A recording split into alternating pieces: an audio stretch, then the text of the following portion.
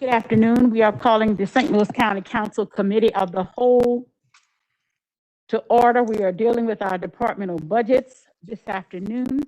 It is October 12, 2021.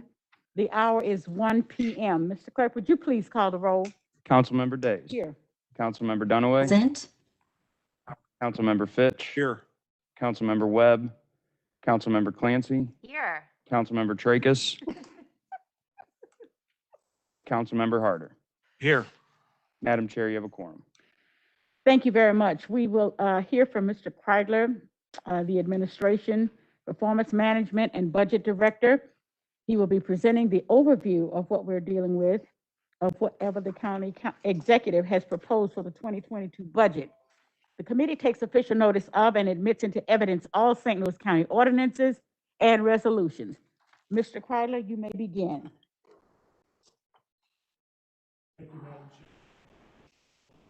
I appreciate the opportunity to appear here today to walk you through the county executive's 2022 recommended budget.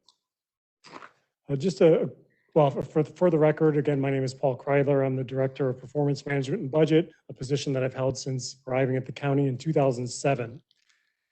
The Division of Performance Management and Budget is organized under the Department of Administration.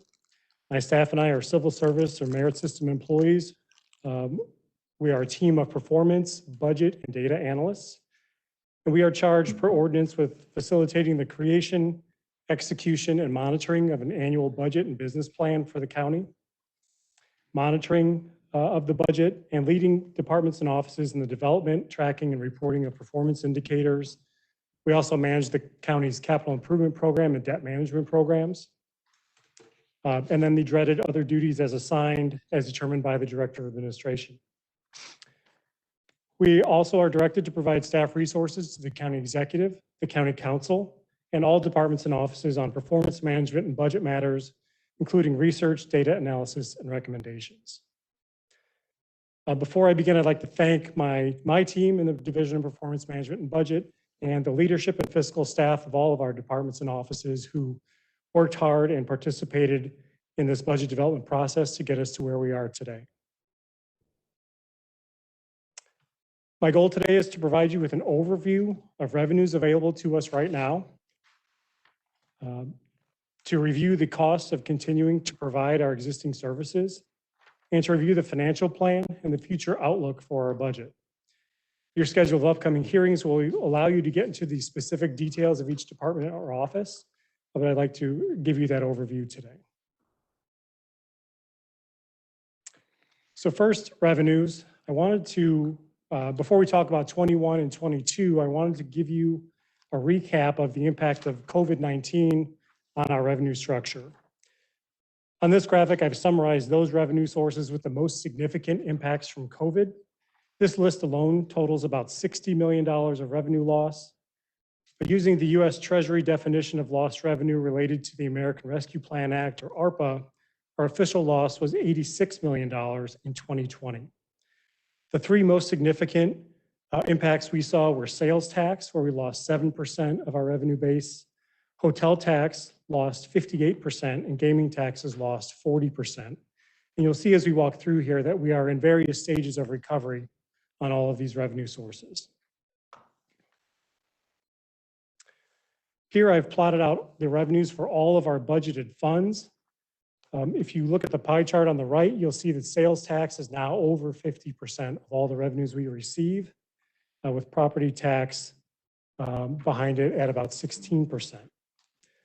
Overall revenues are estimated to increase by $43 million, or almost 6% in 2021 compared to the 2020 actual. In 2022, I'm projecting revenues to grow by $12 million, or 1.6%, with the most significant areas of growth being those that felt the impact of the pandemic. So sales tax up 10% in 2021 and 2% in 2022. The hotel motel tax up 41% in 2021 and another 20% in 2022. And casino taxes growing 37% in 2021 and another 5% in 2022. The revenues summarized at the top Of the chart are our taxes, and those represent 73% of all revenues we receive. And the non-tax revenues on the bottom are 27%.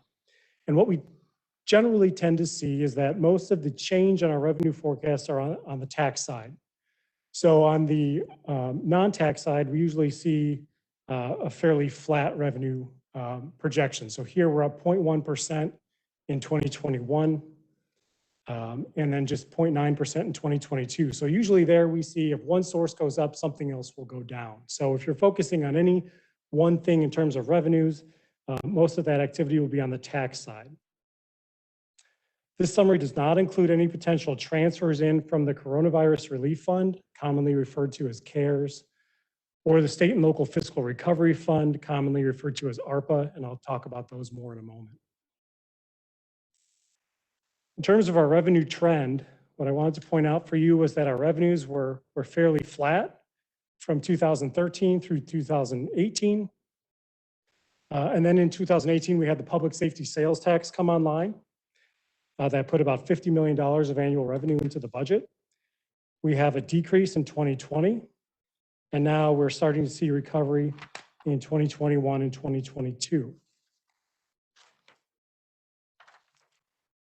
Looking at just the 4 general funds, that's our general revenue fund, our special road and bridge fund, our health fund, and our park maintenance fund, which support over 90% of our staff and most of our functions. Revenues here are projected to decrease by 0.3% in 2021 and increase about 3.5% in 2022. So this really happens because of allocations of our half-cent transportation sales tax and our county aid road tax, also known as CART, between transportation operations and transportation capital. The operations are shown here. The capital for transportation are in our highway capital construction funds. So if I remove those from this presentation, our revenues would grow about 3.1% in 2021 and another 0.2% in 2022. And that growth is really led by sales tax. If you look at the pie chart on the right, you can see in the general funds, we're much more diversified in our revenues. Sales tax and property tax each account for about 1/4 of our revenues. And I think that's important for us because sales tax will react immediately to an economic shock, whereas property tax is a lagging indicator. So what we saw with the recession at the end of the first decade in the 2000s was that sales tax reacted, and when sales tax came back, that's when our assessed values dropped. So that diversification gives us some flexibility in getting through those rough patches. So the 2 most significant revenue sources for us are property and sales tax. So I want to talk about those in a little more detail.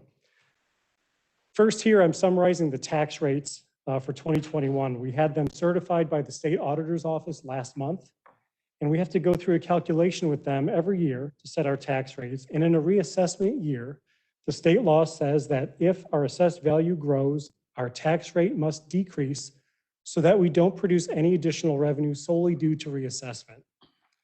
So looking at residential real estate here, we approved in the budget a 44.3-cent property tax levy, and we were required to certify or roll back our rates to a rate of 41.7 cents. And so that calculation happens in each category of property.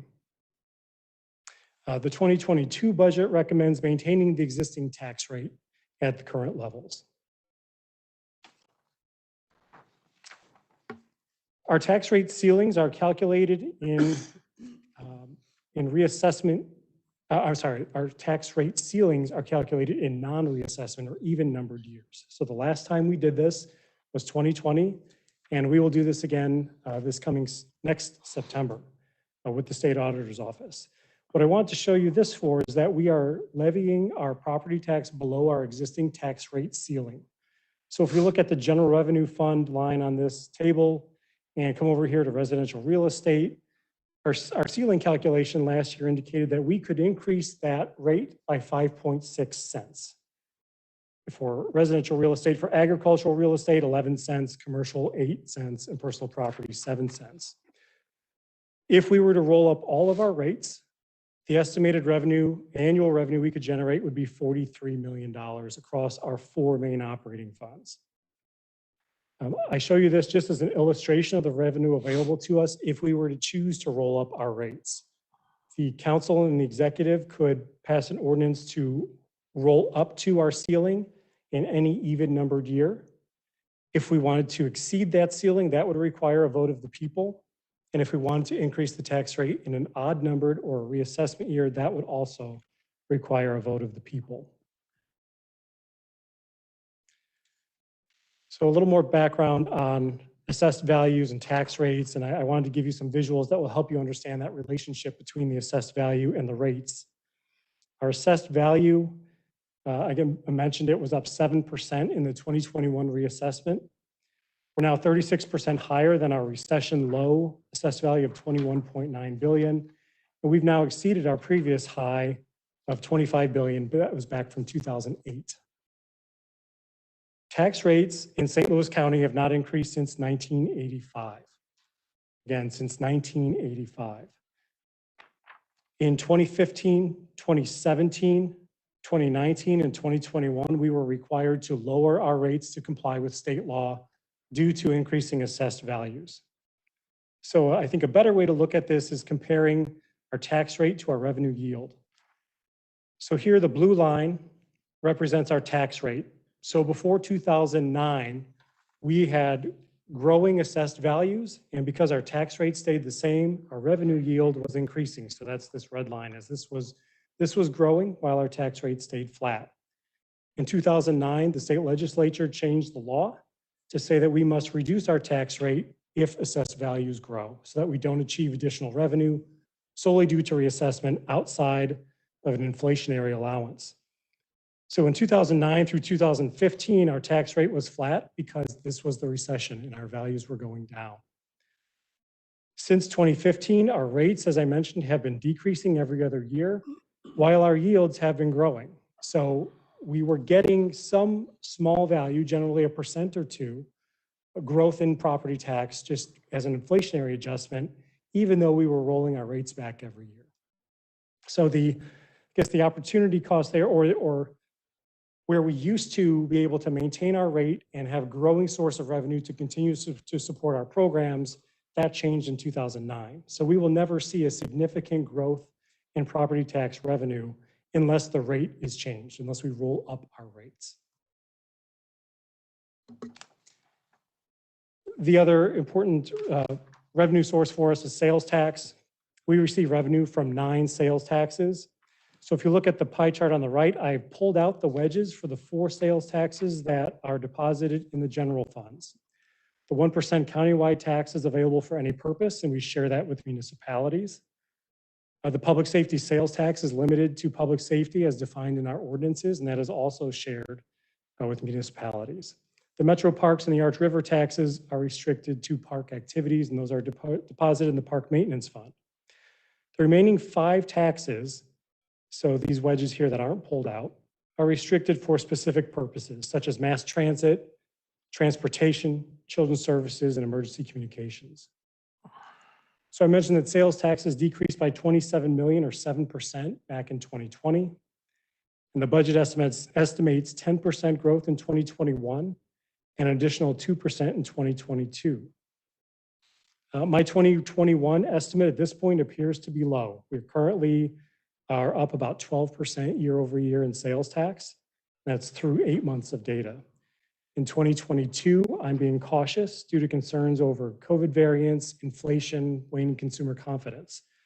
So my approach is that I tend to be conservative on my revenue estimates. And if I miss an estimate, I want to be able to come back to you and say, we have additional revenue available for you, as opposed to saying we missed a revenue estimate and we now have to cut budgets. To show you the current status of the economy, I show you this. This is our Prop M quarter-cent mass transit sales tax. We use this because it's not subject to TIFs or other adjustments, so it is probably the best reflection of economic activity in the county. And here we smooth out the revenue to smooth away the impacts of the cyclical nature of the tax. So we can see here this first big drop off is due to the recession. We then built back and we had a very steep drop off due to COVID and a very steep recovery. And so we're continuing that recovery now. Related but different from sales tax is a use tax. And the county executive in his budget message stated that now is the time to consider putting the question of a use tax for out-of-state purchases on the ballot to provide additional revenue for county operations and level the playing field for brick and mortar retailers in the county. A recent state fiscal note indicated that the state could see 60 million, local governments could see 60 million of revenue from a use tax. And just trying to extrapolate that out to the county, we think that could be in the $10 to $15 million range for county government. So the use tax is not a sales tax. It is a separate tax that mirrors our sales tax rate and would be available for general county operations.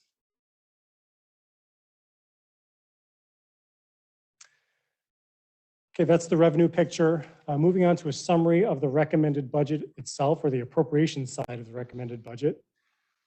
Just in terms of the budget policy we set out with our departments, general revenue departments were instructed to provide zero growth budgets to us. So that is no expansion of services, no additional staff, unless costs were unavoidable. And there I'm looking at things like lease agreements or other contracts.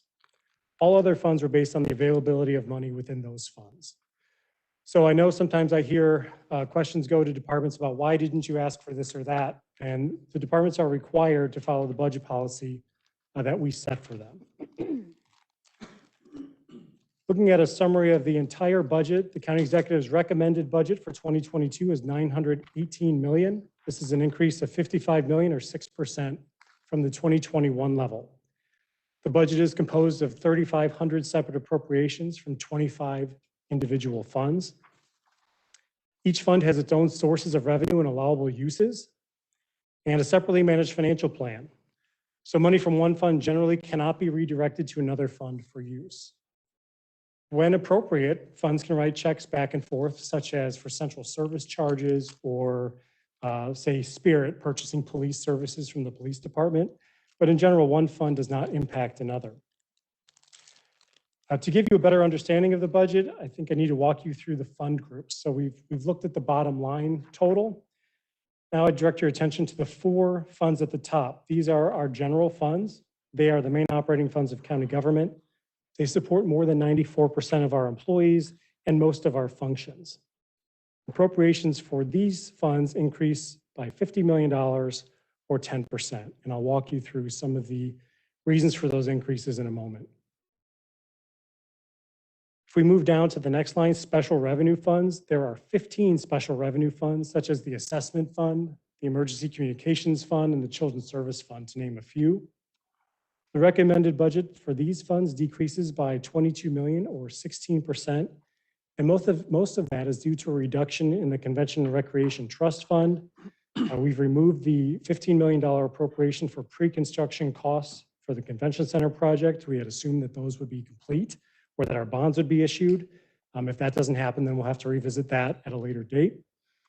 And we also assume that the Hazelwood Ball Fields project, $6 million, will be complete by the end of the year. And if that doesn't happen, we'll need to revisit that appropriation as well.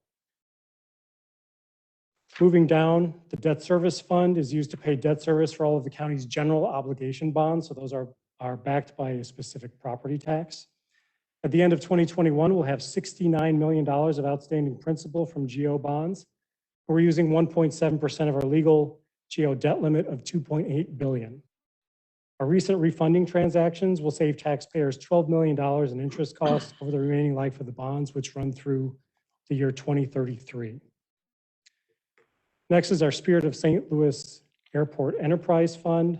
This is a fund that operates similar to a business. So the airport raises money through the sale of fuel, and that is used to support their operations.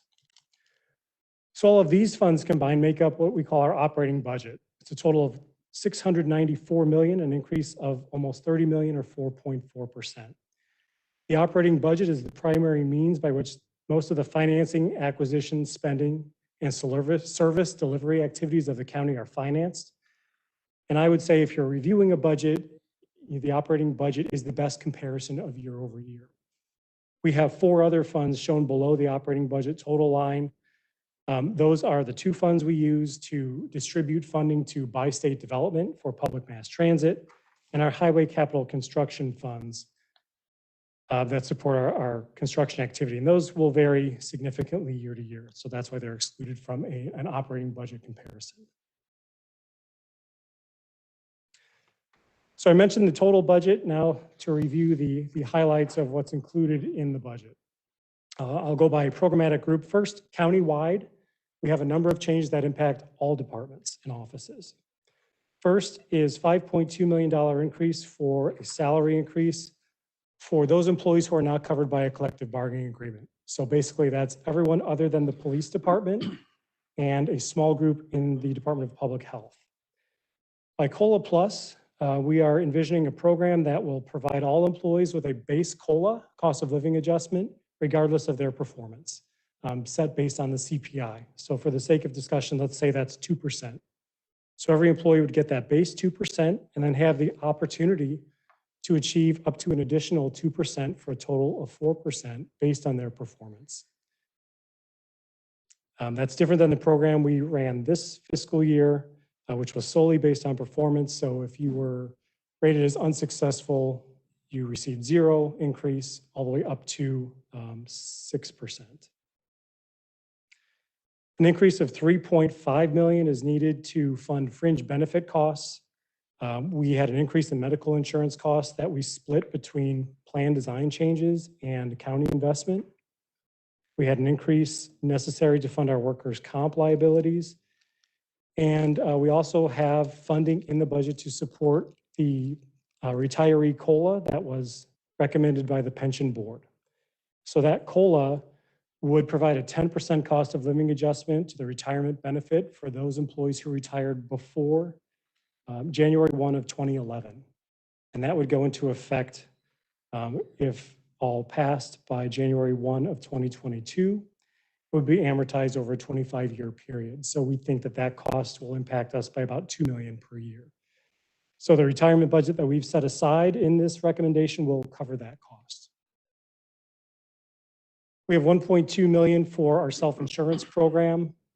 As you know, this is the program that supports any of our liability settlements, our commercial insurance policies, vehicle repair, and so forth. So we effectively assign a premium cost to every department and fund to help support that fund. So those costs are going up $1.2 million in 2022. This fund does not include employee health care, which is in the medical insurance account.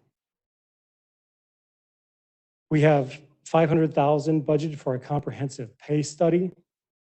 We know that our pay is below market, and we have significant compression issues caused by years of pay freezes. And we also have some inequities between new employees and existing employees. For example, we may have to pay market rate to attract a new employee, and that amount could be higher than someone who's been here for years and years. So a study would help us identify strategies to correct these problems and also to quantify their costs. And then finally, on the countywide list, we have about $300,000 for the final step in implementing a $15 minimum wage across county government.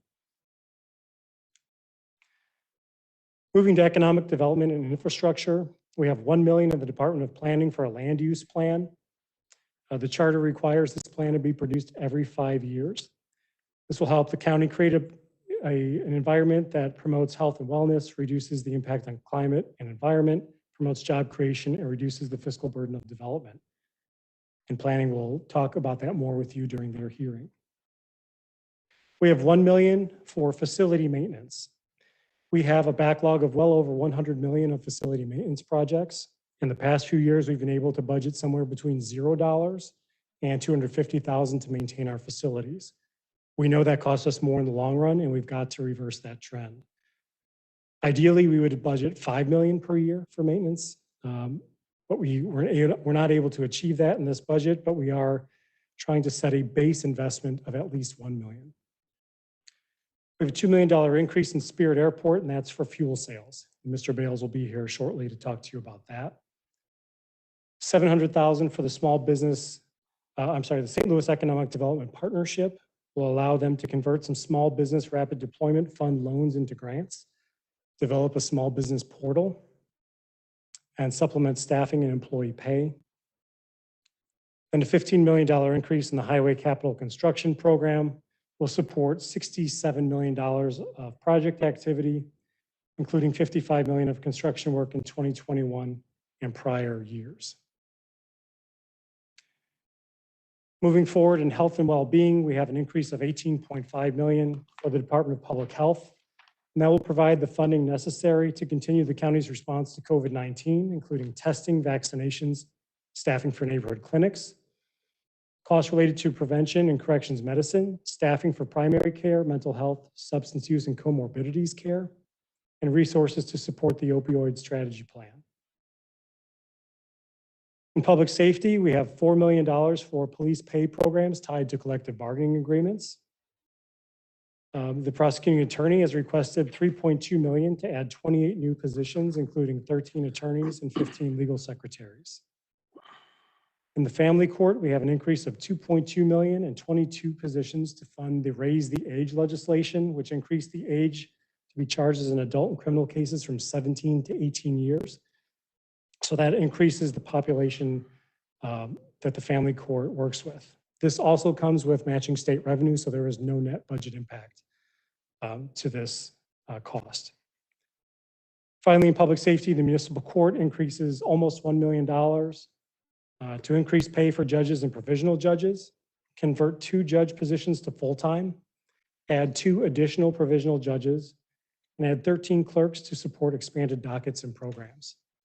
These investments are designed to reduce the court's large case backlog and improve overall service. Finally, in general government, we have $3.3 million for the administration of elections. That's kind of an every other year cost, and the county is responsible for funding those costs, as the chair knows.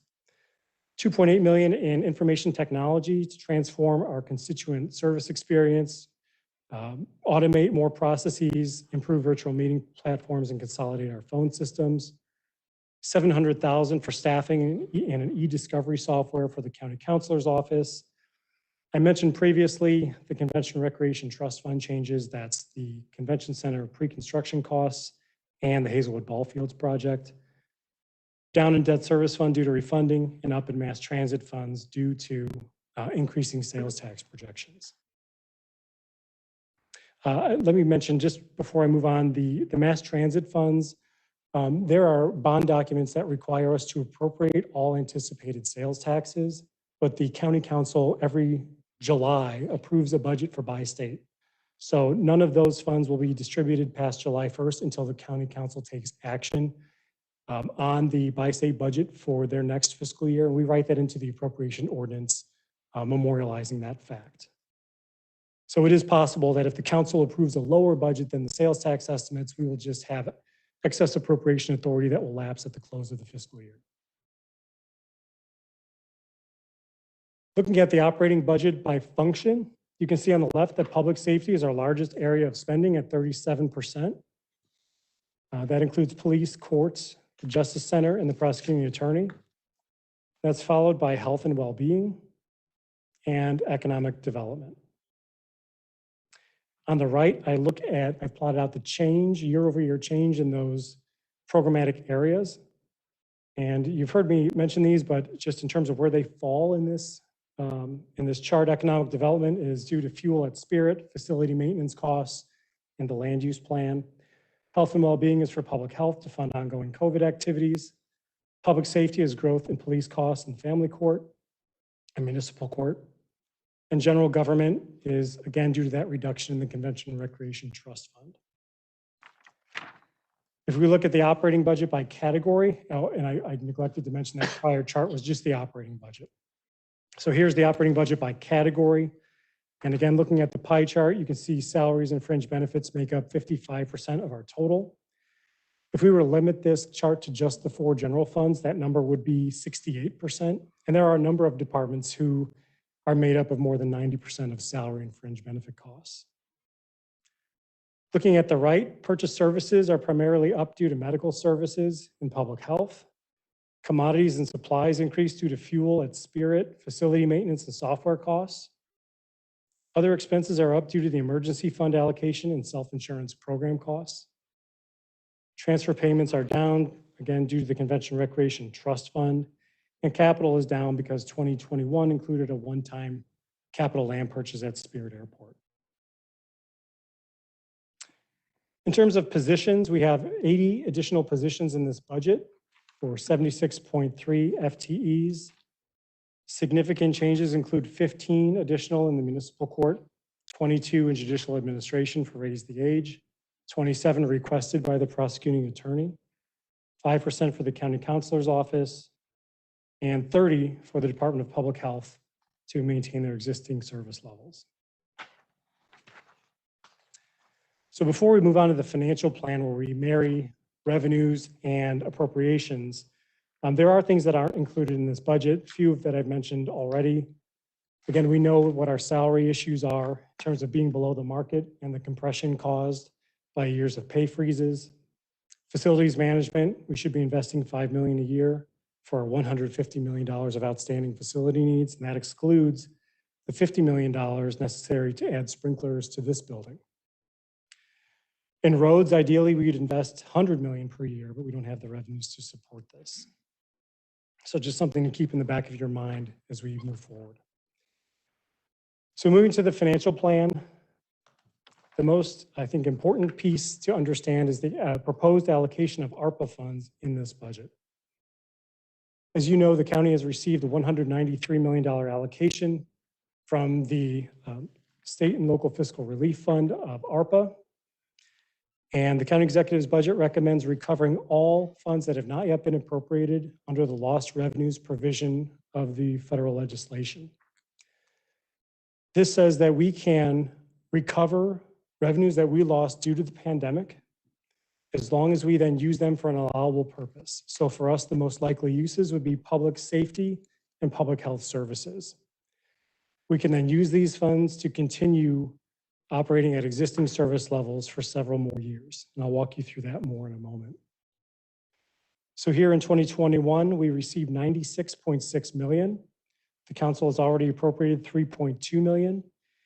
And we would recommend recovering the full 2020 revenue loss of $85.6 million. And then we would recover the rest of that 2021 advanced funding based on 2021 lost revenues. In 2022, we would finish out recovering our 2021 lost revenue and then take the rest from 2022.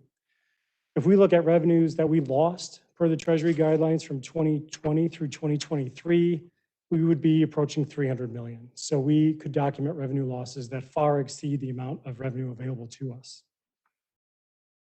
The budget then further proposes, and you'll see this more in the individual funds financial plan, that we allocate these funds to public safety services and public health services and the general revenue fund and the health fund, both in 2021 and 2022. You'll see in our long-term forecast what that does for the financial health of the budget going forward. So here I've summarized for you our 2021 financial plan. So I'm showing you the plan for each fund, but I'll talk about the general fund and I'll walk you through that. The first line here is our beginning balance at the beginning of 2021 on a budget basis. So that's almost $60 million. Then we look at how much revenue we think we'll receive, and that's $299 million. I'm estimating $317 million worth of spending. So that gives us a deficit of $17.6 million or 5.6%. And so if you ever hear me talk about a structural surplus or a structural deficit, I'm referring to that comparison of revenues collected in a given year versus spending in that year. We would like for that number to be a positive number. We'd like to not have a structural deficit. We'd like to be building fund balance, and that fund balance would be something we could then use for one-time costs or capital investment or to insulate ourselves when we have an economic downturn. So we're running that deficit here of again, $18 million or almost 6%. We're actually projecting a small deficit in each of the 4 general funds, so for a total of $25 million, or again, 5.6%. But the most concerning for me are the general revenue fund and the health fund, and we'll talk about those a little more in a moment as we get into 2022. I'm also showing here adjustments, which will be the transfer in of the recommended ARPA funds that we will again use for public safety and public health programs. So after we add these funds in, we would have an ending balance in the general fund of 105.4 million or a reserve of 35.3%. What this does not yet show is the potential allocation of any remaining coronavirus relief fund or CARES fund dollars that remain at the end of this calendar year upon the expiration of the program. We have 13 million of those funds unallocated, 23 million uncommitted, and 35 million unspent as of October 7th. And we have dedicated payroll costs for public health and public safety that far exceed that amount. So there is the potential that this bottom line number could improve if we recover those funds. And we'll know that again at the close of the year. Moving forward to 2022, I've got to show you two versions of the budget. The first is the calculation required by our charter. So this shows, if you look at, again, here we're carrying forward our ending balances, but then we have what we call the lower of revenue. And the charter says that we have to look at our 2022 revenue estimate and our 2021 estimate and take whichever number is lower. And that's the number we can budget off of. So for the general fund, that's 297.8 million.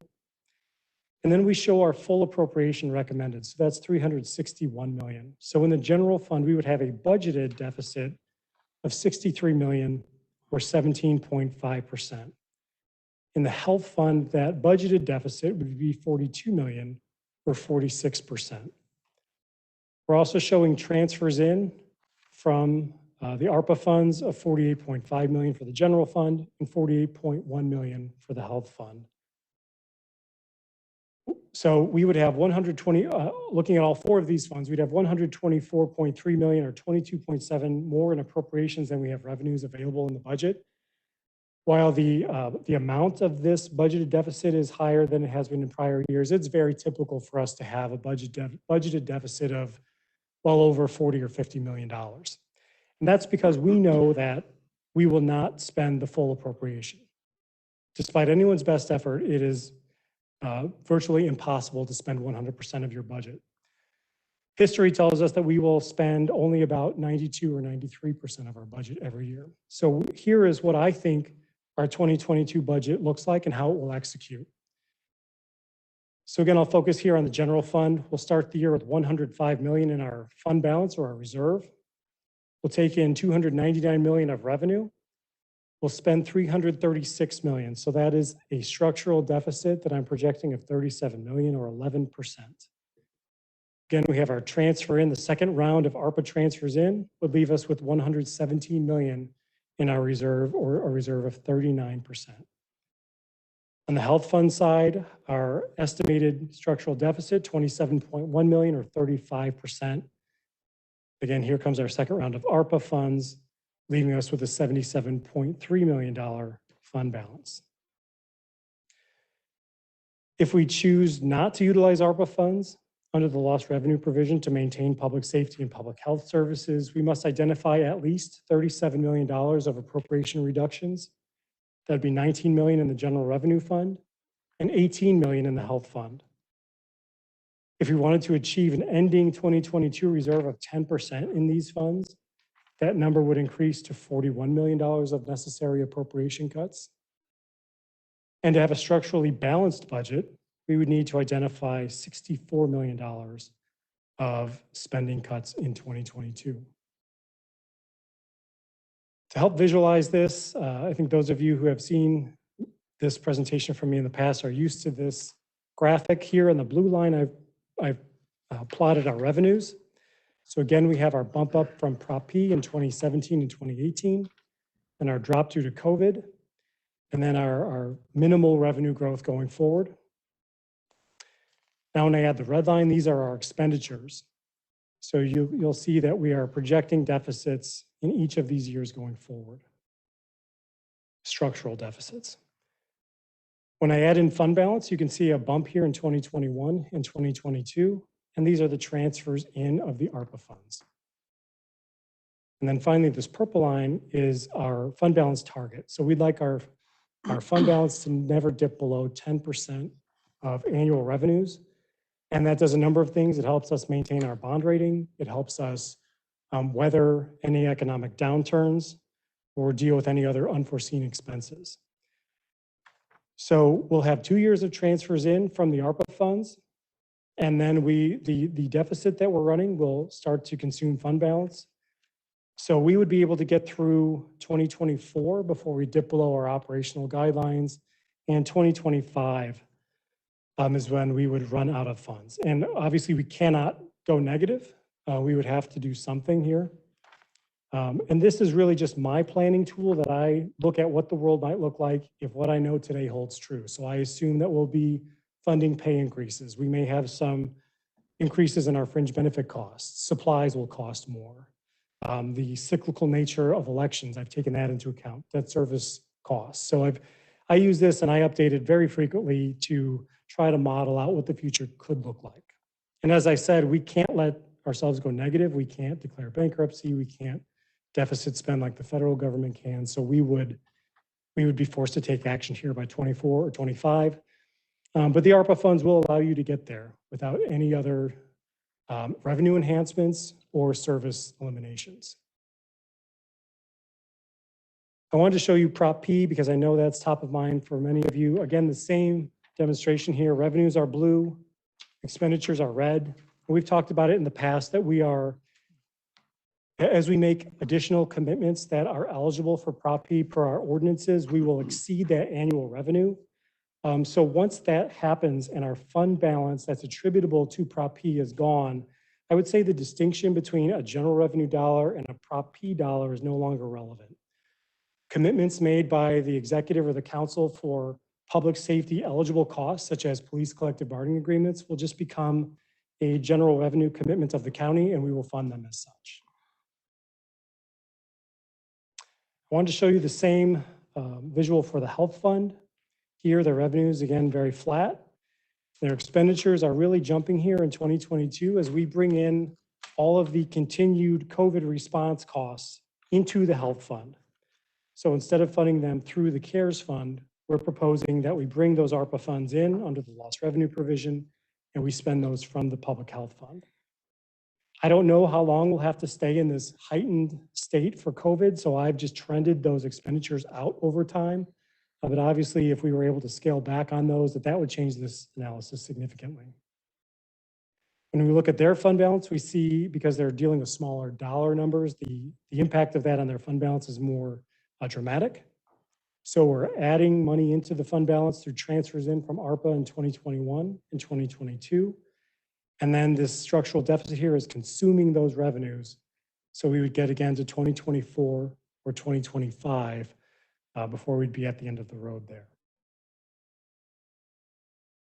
And this purple line is our fund balance target. So that concludes my overview, and I'd be happy to answer any questions that the committee has. Thank you very much. Questions from the council? Madam Chair, one moment. I just want to note for the record that Councilman Tracus is in attendance. Oh, okay. Thank you very much. Questions for Mr. Kreidler? Councilman Fitch. I'll go first. Just a couple, Paul. And for the rest of the council, I did ask Paul yesterday in an email to provide the council with a list of each department's increase requests. You know, how much their budget is going up and what those increases cover. I wanted to see a one document page to do that because I didn't see it in the presentation. Although I know it's built into this, I just want to see it on a one page. I wondered, basically with all the revenue losses that you talked about, have you benchmarked with any of our peers like St. Charles County, for example, which would be kind of our closest peer, on what their revenue losses were compared to ours as far as a percentage goes? Has there been any benchmarking at all?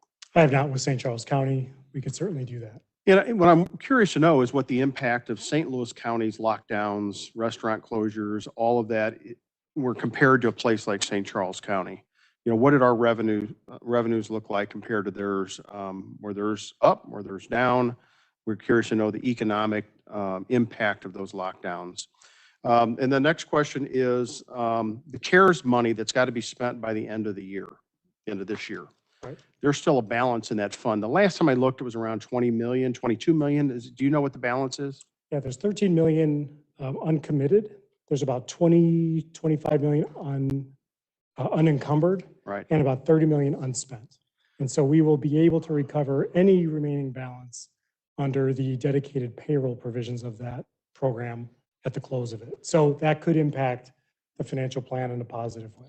And that's what my question is what impact will those dollars that are left remaining make on this? So this budget can completely change that you just presented. We could, we could potentially recover up to another 30 million, but that will still just push our wall there by a few months. So we'd still be around 2024, 2025 before we would have to take some significant action. Well, in 2024 is the end of the ARPA fund, the deadline for that, December 2024. Is that right? Right, but we would recover all of those funds in 2021 and 2022 under the lost revenue provision. So the money that you have suggested, the county executive suggested using for lost revenue in 2020, that dollar amount was at 85 million and some change? That's right, 86. 86 million. That 86 million, why wouldn't we take that CARES money and apply it to that before it expires? Well, we will grab any remaining CARES dollars, but that wouldn't change our recommendation to recover the entire ARPA award under the lost revenue provision. Okay, but it would extend, instead of going all the way through 2022 lost revenue, you could go into 2023 lost revenue, right? No, we would take any remaining CARES fund or coronavirus relief fund at the end of this year. Right. And then continue by taking the entire ARPA allocation under lost revenue in 21 and 22. What that does is, we have to use it for eligible activities, so public safety or public health, but that will increase our bottom line reserve to help us get a little further down towards 2024, 2025, before we'd have to make significant changes to our revenue or our program structure. Okay, and I'm still confused. So the balance that's in the CARES Act money that has to be spent by the end of this year, what's going to happen to that? If it's not spent on programs and activities, we will apply it to what's termed dedicated payroll. So that's police and public health costs during the pandemic. We can then recover that into the general revenue fund and the health fund, and that will then improve our bottom line position or our reserve at the end of 2021. Okay, so it does still have to all be spent by the end of 2020. Right, maybe that's our disconnect. Yeah. For me, spending could occur as reimbursement for those payroll costs. Okay, so the 2020, you want to recover funds for 2020, is that right? Right. That budget's already passed, it's over and done with. So recovering funds means taking that money and putting it in the bank. Is that a fair statement? Right, we would have to apply it to our dedicated payroll, and then we could move it into our operating funds, and the end result would be an increase in our ending fund balance. But we've got to make sure we follow the proper federal guidelines for how we document all of that. Okay, and then the money that you're suggesting we spend on public safety and health, ARPA fund money, that money, how do you know that, has Deloitte looked at those expenditures that are suggested? Have we identified where that money would go? Because I can tell you this, I have submitted multiple requests to Deloitte ARPA funds related to public safety. For example, we all know that the police department needs a new CAD system. We heard Councilwoman Dunaway talk about that last week. We know that's about $2.5 million. You know what they say? You can't use ARPA funds for that. So how do you know what you're dumping into public safety will be allowed for ARPA fund expenditure? Well, we've had a conversation with Deloitte already to review our revenue loss calculations and talk about the strategy. The federal legislation allows us to maintain our public safety and public health activities. So we would take those ARPA funds, allocate them to, for the sake of simplicity, let's say police operations and public health operations. We can then take the funds that we were going to use for those activities, supplant those, and then use those for whatever the council were to approve. I love that word, supplant. I think I hear what you're saying is, well, let me ask you this. The $2.5 million they want for the new CAD system, That's not built anywhere into this budget, is that right? That's right. So how do you build that in there and then still use the ARPA funds to pay for it? You don't use the ARPA funds, you use supplanted general revenue. Okay, to pay for I it. get the feel. Yeah, and supplanted general revenue are ARPA funds. No, those are general revenue dollars. But, The ARPA funds would all go specifically to police and public health operations. right, The money that we had been planning to use for those could be reprogrammed. I'd call that a workaround. Is that a fair statement? I don't think I want to describe. We'll get the county counselor worked up here. So, yeah, that's what it sounds like it's happening is, okay, yeah, we can't just go out and write a check for a new CAD system with ARPA funds. But we could build the CAD system into the police budget and then take ARPA funds and dump it into lost revenue into the general revenue stream. Is that what I'm saying? I think you have to be careful to maintain the order of operations. It's documenting the lost revenue, using it for public safety or public health.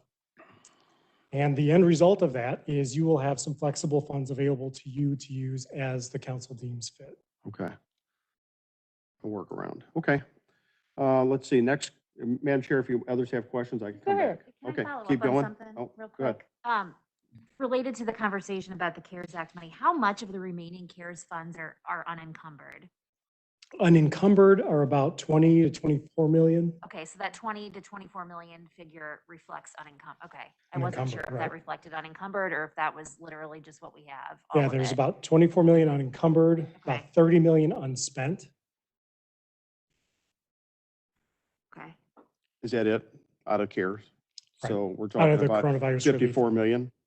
No, that's the same population. If we start from the unexpended 30 million, unencumbered 24 million-ish, and about 13 million that we haven't even allocated out of reserve. So we started with 173.5 million. And right now we have either not chosen to spend 24 million and we have 30 million that we have in a bucket, but we haven't spent it yet. Just Right, so clarify there are those. some existing encumbrances that get you from the 30 million to the 20 to 24 Okay. million. you said 13 million hasn't even been allocated. Right. Does that mean it's up for grabs, so to speak? That's truly free and available as of Okay, last week, the close Okay. of last week. And this is the money the council basically signed over and gave the permission to the county executive to spend however he deemed necessary. Is that right? That 13 million that's really not been spent, Yeah, that was he appropriated. could use in that for whatever he 2020. wants to until the end of the year. Correct. And has there been any talk about where that 13 million is going to go? Are you familiar? Well, I'm certainly encouraging us to use that and allocate that between the general fund and the health fund. Anything that's remaining will be, again, we'll report that for our dedicated payroll costs. And then we would split that up between those two funds to help improve their position going forward. Okay. Switch gears, if Madam Chair, if I keep Go ahead. going. So the $15 an hour that we've budgeted for, that will accomplish that for every position in 2022. Is that how I read that? That's right. This is the final year of a 3-year phase in. So that means every full-time employee will make about $31,200 a year, Right. except council members, by the way. So we'll be the lowest paid full-time employees in county government if I have that right. I just wanted, so I think that comes out to about $9. You're not full-time, Councilman Fitch, you know that, right? I couldn't hear you. I'm sorry. We're not Councilman full-time, Tracus? you know that. Right. Councilman I'm just Tracus? joking with Councilman All Fitch, right, that's all. Okay, all right. So let's go back to the county counselor's office. What was their increase in headcount? 5 positions. And those are attorneys or, I have it here. because we added 5, are these the 5 attorneys we've already added or are these another 5 attorneys? These are an additional 5 5. It's 2 attorneys, 2 paralegals, and 1 investigator. So 5 more in addition to 5 more employees in addition to the 5 attorneys we've already added this year. That's right. Okay, just want to make sure I had that right. Remember last year we had a little problem with $150,000 in lobbyist funds that were in the budget. Are those in the budget buried here somewhere that I can't find? Do you know?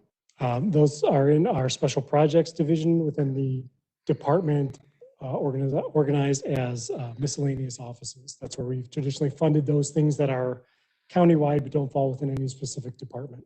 Do you know if there's money in there for lobbyists for 2022? Yes, the And how same much amount is is that? there. I believe 150,000? 150,000. That's what it was. How much? I believe it's still 150,000. I'll verify. Okay. And then moving on to the $500,000 for comprehensive pay study. You know, after being here for 31 years, I've seen many pay studies. And usually at the end of it, they say your employees deserve a raise, and then we say we don't have the money to give it to them. So where is this coming from, this comprehensive pay study that somebody wants another one?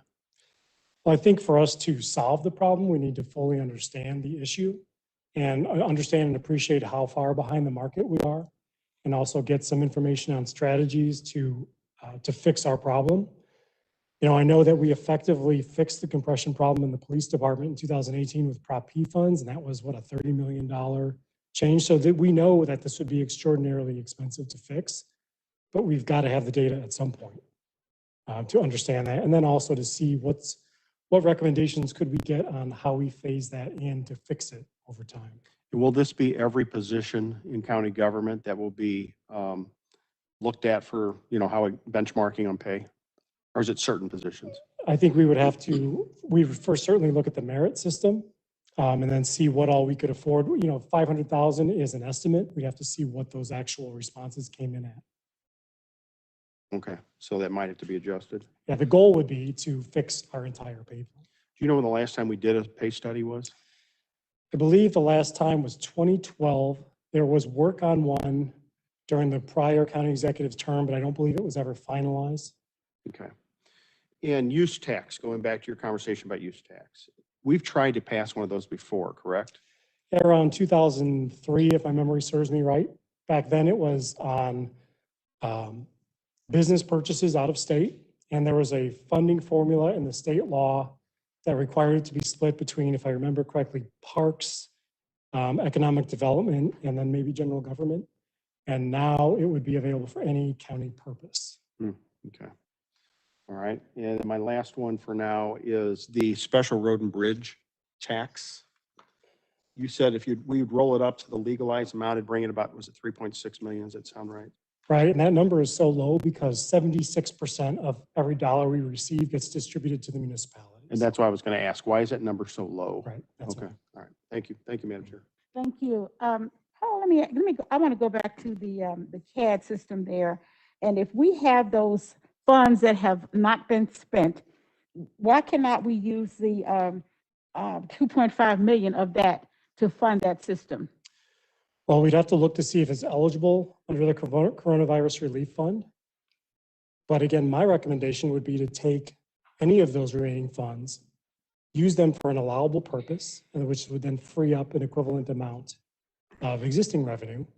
And then you could certainly appropriate for that CAD system from just the general fund reserve. But we don't know if it is not an allowable expenditure Yeah, at I this don't know particular offhand. point, right? I don't know Has anyone myself. looked into that? I have not. Okay, well, we probably need to do that. Let me go to also, we had part of the CARES funding, we had an economic development plan. I believe that was chaired by Rick Stevens from Christian Hospital. And several people worked on that, and none of that has been funded. Do you know what the amount of funding that particular plan was? I do not, off the top of my Okay, head. well, this council had decided that it wanted to spend the ARPA funds in two buckets. One was the economic development, and of course, the other was public safety. But if we have already a plan and it was not funded in the original CARES Act, I think we need to check, we need to make sure that if that happened under that particular fund, that we see what kind of funding that they need and it can go for that. Do we anticipate any kind of clawback from CARES? I do not. We have over $60 million of dedicated payroll that we've documented, and that just went through November of 2020. So we have far more documented costs than we do revenue available. So I'm comfortable that we will be able to recover all of those dollars. Okay. You indicated earlier, and this was going to be my very first question, that of your direction to the departments that they were to have a zero growth budget. I don't think your message went over too well. You? Well, we told them zero growth in terms of no expansion of program activities. You know, Or staff. no additional staff. Okay. We did tell them that we understand that there are cost increases that are unavoidable. The one that always jumps to the top of my mind first are lease costs in the Department of Public Works. There are other offices that chose not to follow those instructions. And, that's their decision. And then we move on from that once they submit. So that means that we will have to make the difficult decisions on that one. On the Prop P funds, have we ever had any kind of an audit or anything on the Prop P funding? It sometimes, it seemed to me in my just short period being here that fund just was kind of went everywhere except probably public safety in many instances. And of course, that's a very loose term. Have we ever had that fund audited? Our external auditor reviews the ending balance of that as part of their financial compliance audit every year.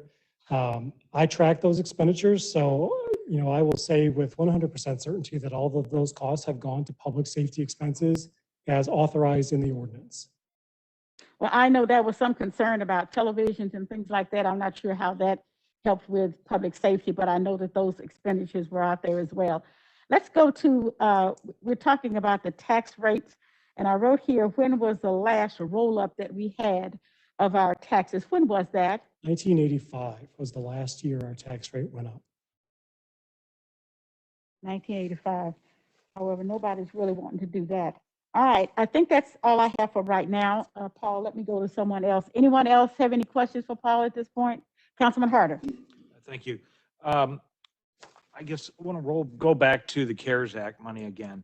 I'm curious why, well, let me ask this question. So if we don't spend the 25 million and then that's, or 30 million, whatever it may be, if we don't spend that, what happens to that money? Well, we would spend it in terms of how we document our costs with the federal government. We would spend it to reimburse ourselves for what's called dedicated payroll. So those eligible police costs and public health costs from 2020. Okay, so in your mind, you spent this in our budget, correct? So we'll have a zero balance with the federal government at the end of this year, correct? One way or another. Right? One way or the other, you've already allocated in your mind, but not on paper, where that money's going. Is that true? That's right. Okay, so if that's the case, why is that not reflected as a ending balance of 2021 going forward in this budget?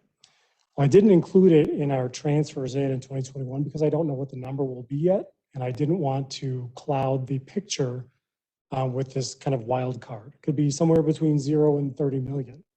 So once we know that number, then we'll certainly revise our financial plan and share that with the council. But you said you're going to spend it all. So in one way or another, it's going to go somewhere, correct? So why wouldn't, in your estimates, and we know these are estimates, why wouldn't you reflect that as the ending balance of this year going forward, which bumps up all the subsequent years as well? So I think you need to remember that the CARES fund is outside of the operating budget that we produce every year. So if these dollars get spent directly from the CARES fund, then we will not see any impact on this budget that we provided to you. If we choose to recover those as dedicated payroll, then we will see that come in to our bottom line. So I need to know where it's going to be spent, how much, and when that will happen. So once I know that, then I will update my financial plan. But I need to have relative certainty before I include that in my estimates. Can you give us a revised budget, maybe with an asterisk that shows that? Because it sounds like you've already committed to this money to payroll, correct? So that's going to reflect that in that ending balance, correct?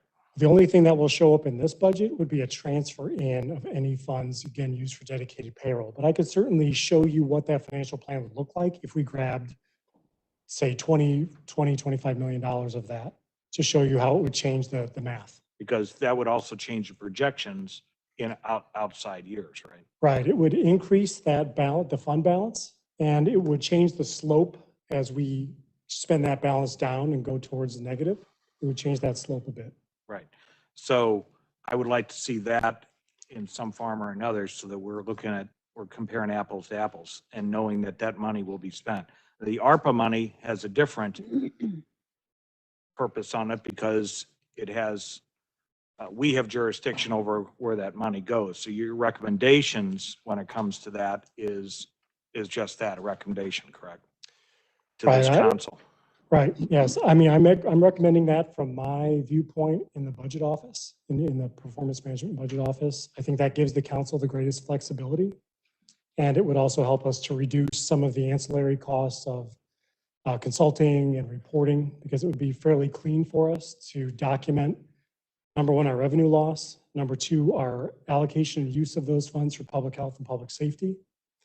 And then we wouldn't go through some of the required federal oversight if, say, you were running a new small business relief program, for example, directly from those federal funds. So if we use the 85 million per year that you have in here in slide 29, I believe it is. You put that in 2020, you got it in 2021, and then I guess the remaining balance in 2022. So if you put those in, are you also accounting for, even though you're throwing that in, are you also making an adjustment or thinking that we'll have a supplanting value equal to that we can use for other things, since this is paying for our down revenue? Yes, that's the end result of, if you look at our ending balance in those 2 years in 2021 and 22, and going forward, is that's the end result, is that increases, which is then available for whatever else the council appropriates. Okay, are we going to have a dollar for dollar value in supplanting funds You for would, that value? you would. So 85 million comes in, we take 85 million that you've budgeted, and that 85 million would be used for other things that we would see Right. fit. So really, we're getting a double hit in that budget year on revenue. No, we record it as a transfer in, so it won't impact our revenue amount. So you'll just take money from ARPA for lost revenues, plug it in to public health and public safety, and then take that same amount and move that into fund balance. Because that money from missed revenue is from previous years. Correct. So it's like a bonus check paying us back for what we missed in 2020. Right. Correct? It's allowing us to continue to maintain our programs and services. Okay. So that's a big piece of this, and I think we need to see that updated in some projection form or another, so we know what that is going forward. On the going back to your projections on the things that are, so it'd be, I guess, slide 15, 16. So budget highlights. On the COLA, we gave increases in pay this past year, correct? The current year, 2021. In 2021. Okay, and that was how much percent? That was between 0 and 6%, depending on an employee's performance. Okay, so that was not a COLA, but a performance Right. increase. And we required the departments and offices to average 3%. So the average increase received was right at that 3%. Okay, so what you're projecting here is how much on COLA percent-wise? So the COLA would again be based on what the current CPI is. We would implement this in June, and I think it's right around 2%. So every employee would receive that base cost of living adjustment and then have the opportunity to achieve up to an additional 2% based on performance. So for a total possible of 4%. Okay. And that performance is determined in what way? Through the employee's annual evaluation from their supervisor. Okay. On the retiree COLA, they haven't gotten a COLA in 20 years, have they? I believe 2005 might have been the last year. 2005? Yes. And so I was always under the impression that we couldn't give those unless our fund balance was about 80% in the retirees fund. Is that true?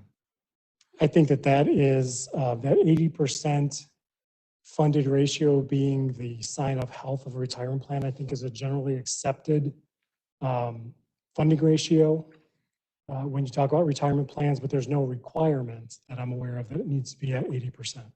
And so using that as a rule of thumb, what is ours currently? I believe Jen, do you remember, are we around 72%?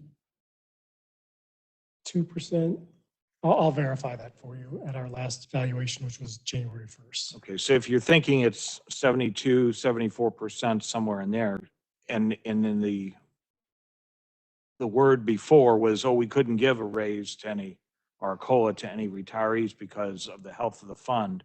And if we did, I'm not saying this is the kind of argument that was given at the time, if we did, that would take that rating down for the next year. And we'd go from, say in this case, 74%, it might drop it to 72% the next year. And if we try to do it again, because you're whittling away at your principal to pay that, correct? That's right. Okay. Is Yeah. that still true? Yeah, this one is estimated to reduce our funded ratio by about 1.5%. It would be, the cost would be amortized over 25 years. And it would add an additional about $2 million to our operating budget. And so if there were to be another one, another COLA next year, for example, then we would have to do that again, and that would compound and compound and compound. Okay. And that would only go for retirees that retired before 2011? That's the retirement board's proposal. Okay. And where did they come up with that number? I don't know offhand. Okay. And would that number change then in the future? Would it be retirees after 2015, or how would that? Yeah, I mean, the entire design of a COLA could change in any given year based on the recommendation from the board. It could change what your retirement date was. They could choose different rates of COLAs depending on how long you've been retired. There's all sorts of opportunity there. But to your original question, you are right that this would be a very expensive proposition. There is no promise of a COLA. It's a defined benefit program, and that definition of that benefit does not include COLA.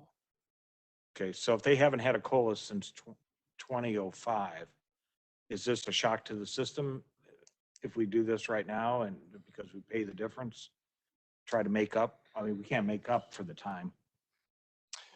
Yeah, I mean, it's in terms of a shock to the system, the cost in our operating budget is about 2 million. So that's a significant number. But again, spread out over time, we can plan for that. If there's a desire to do an annual COLA, then that would be a very significant hit. And we would have to have some serious discussions about how to fund that over the long term. Is this being produced or being proposed to them as just a one-time COLA or an annual COLA?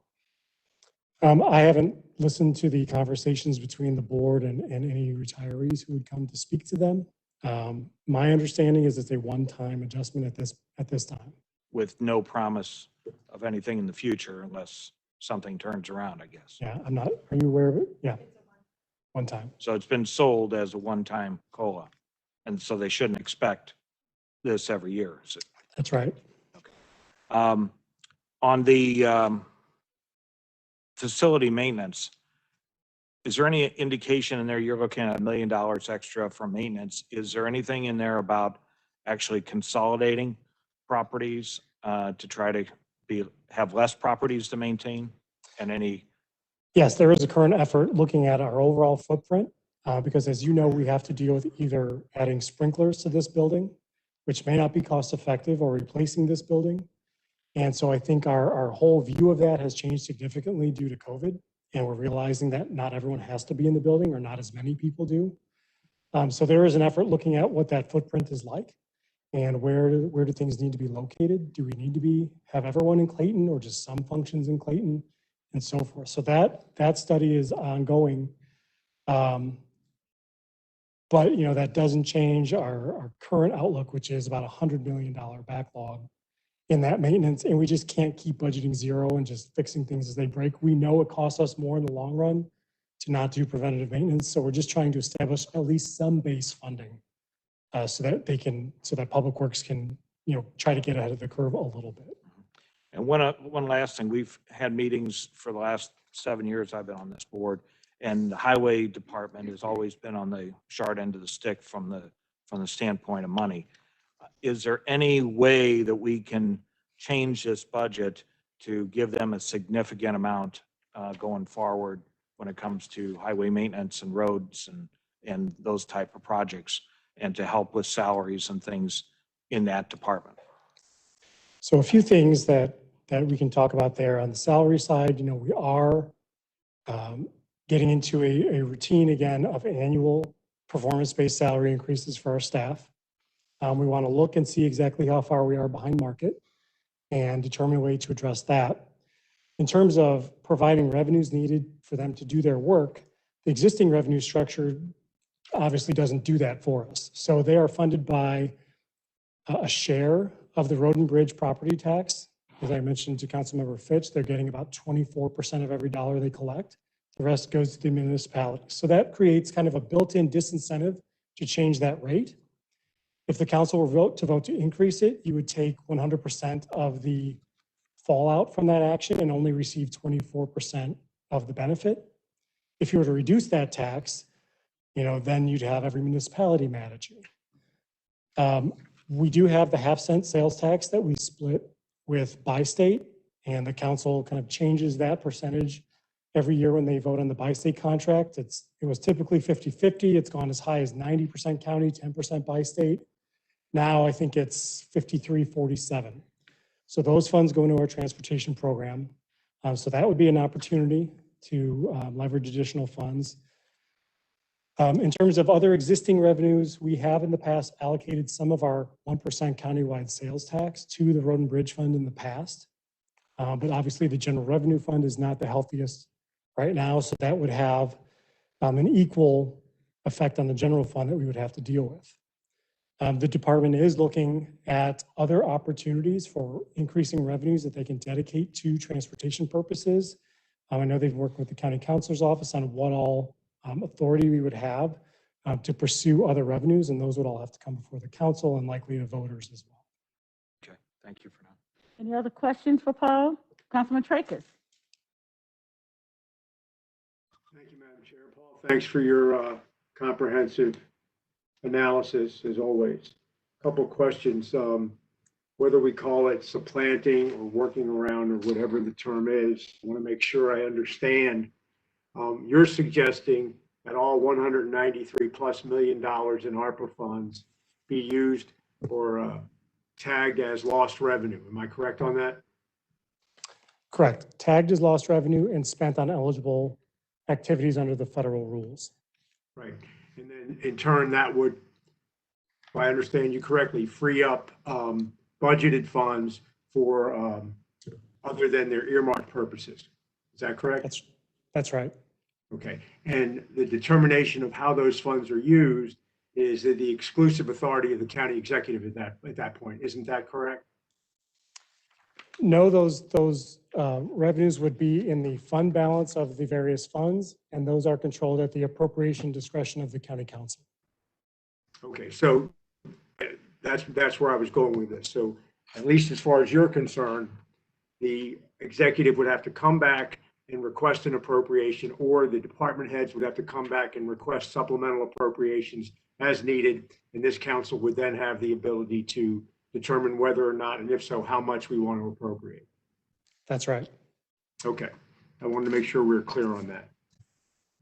Thank you for that. With respect to your projected budget for this year, if I understood you correctly, somewhere from historical purposes, between 92 and 93% of the budget never gets spent, right? That's right. Okay. So fair to say that somewhere between 7 and 8% of the budget isn't necessary, the projected or asked budget. I would agree that it's not necessary. I think there are just things that occur in the business cycle, such as positions becoming vacant or contracts not ending up getting executed, that just happen in the normal course of doing business. And that's what I'm capturing in that 7% estimate that I include in my financial plan.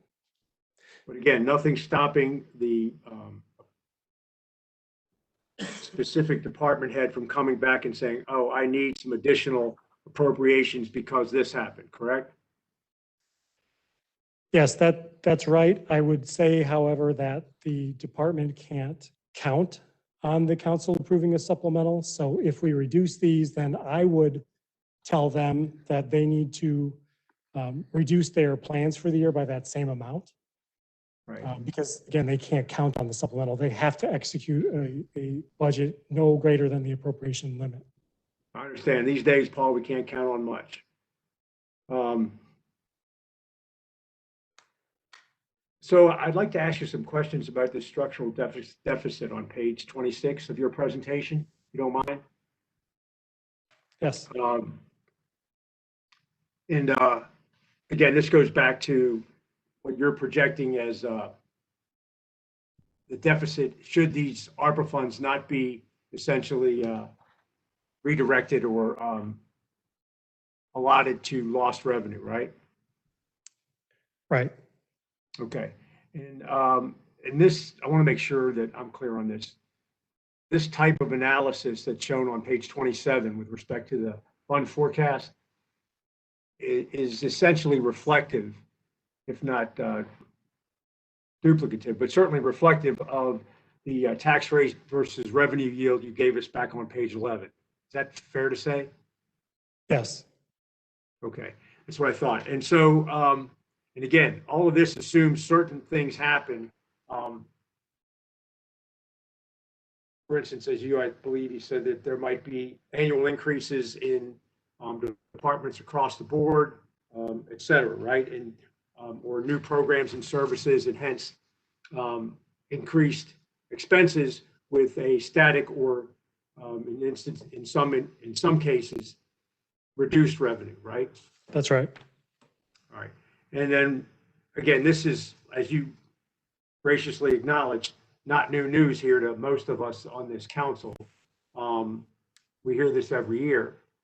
And that at some point in the future, and according to the chart on page 27, it looks like it's around 2024, the sky falls, right? We can no longer afford to do business. That's right. All right. And we have to use your words, do something. And we've used those terms before.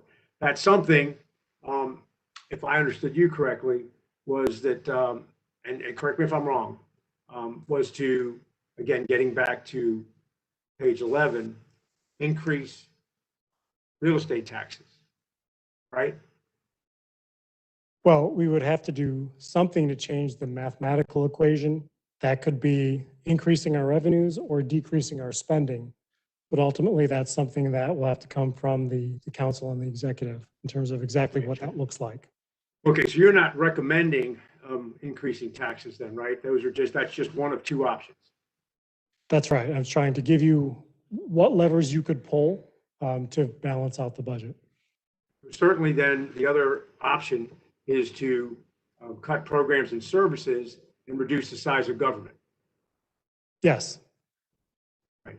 And so we're not necessarily irrevocably tied to this concept of increasing property taxes or other types of taxes, right? no, certainly not. Okay. That's all I have, Madam Chair. Thank you. Thank you, Paul. Well, thank you very much. Any other questions, Councilman Fitch? Thank you, Madam Chair. Paul, just to clarify what I heard Councilman Tracus ask you to make sure that I have this right on the money, like for example, for CAD, that would go into our, so that would have to be a request that comes to us, the council, after the first of the year, after the budget's passed. Is that what you're saying? Well, it wouldn't have to be even a request that comes to council. You know, the council can bring forward supplementals at its discretion as well. But because it's not in this budget, the council could amend the recommended budget to include whatever it wants to include or exclude. Okay. Or after the beginning of the year, a supplemental could be brought forth to change the budget in any way. Okay. So by us, if we approve the budget and move ARPA funds into lost revenue for these years that you've requested, if we do that, and it's now in the, I'll call it the bank, that doesn't mean, for example, the county executive could take that money and spend it however he chooses, like he did with the CARES Act money. Am I correct? That's right. The funds would not be appropriated until the council were to take action on that. We just have to make sure that when the bills come to us for approval, it doesn't say and appropriate these funds. That's what happened with the CARES Act money. We also appropriated 100% of that money at the same time. Right. Okay, thank you. And I would just also say you'd want to be mindful of the deficit because some of those funds would also help us eliminate that and give us operating capital to go forward. Okay, thank you. Thank you, Madam Chair. Thank you. Paul, which one of these, and I want you to point me to the page where you have put together this budget without the ARPA funds in it. Do you have that in this budget? No, I'm happy to show you what the financial plan tables would look like without it. Well, I want to see that separately, but I do want to know what this budget looks like without the ARPA funds, because that seems to be a lot of concern, a lot of stress, or a lot of suggestions into doing that. And of course, we need to make sure without that, what we do. Now, let me ask you this question. If we can put this money into our general revenue and we can spend it as we want to, what's the purpose in having a federal oversight of these funds in the first place, if that's allowable? And I'm assuming you're telling me that it is allowable that we take the ARPA funds and dump them into our general revenue. We can use the ARPA funds to recover lost revenue, but we have to use it for a federally allowable purpose. And those two things that are the easiest for us are public safety and public health services. So we don't just take the federal funds and put them in the bank. We use them to maintain our, say, police services or our court services and our public health department services. At the same time, we can then take existing revenues that we had planned to use for those purposes and move those out to our fund balance. And I heard the word supplant, and that's kind of the way, that's what's in my mind, that we're supplanting those funds, not really gaining us anything at all. Back to the building as you were talking about, and what we're looking at in terms of an absolute facility here. Of course, we are in the probably the most expensive real estate in the county, and so I'm asking about, have there been any plans, any thought processes to how we will do that? Of course, I'm looking here, and we're just in my mind, you're throwing good money after bad, because I think even with the city of Clayton, that we do not meet their specifications for a building. That's what I've been told. I don't know if that's the case or not. Yes. So at some point, we're going to have to make a change. We're going to have to do something, because I think the asbestos removal will probably be more than a new building if my information is correct.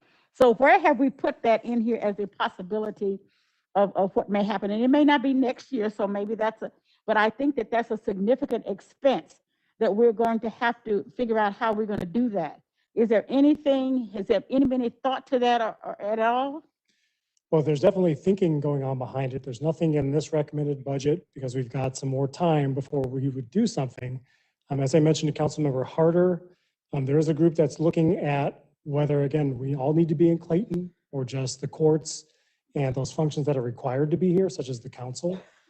Would we potentially move the other services to potentially a satellite location? Could we have a smaller footprint here because so many of our employees can do their work remotely? So all of those things are being considered, as well as how we would fund those. I would say that if we were building a new building, the cheapest way would be to issue general obligation bonds, and that would require a vote of the people to authorize the project. But that would definitely get us the lowest cost of borrowing. We have other opportunities available to us, such as special obligation bonds, but those require the annual appropriation pledge of the council. And then we're looking to see what other opportunities are there, such as would there be an opportunity for a public-private partnership, or what other creative financing structures could we come up with to allow us to achieve our objectives and reduce our costs. But to your point, yes, we do realize that this is very expensive real estate. It's difficult sometimes for our customers to get here and park and come into the building for services. So there's a team that's looking at reimagining what that all looks like.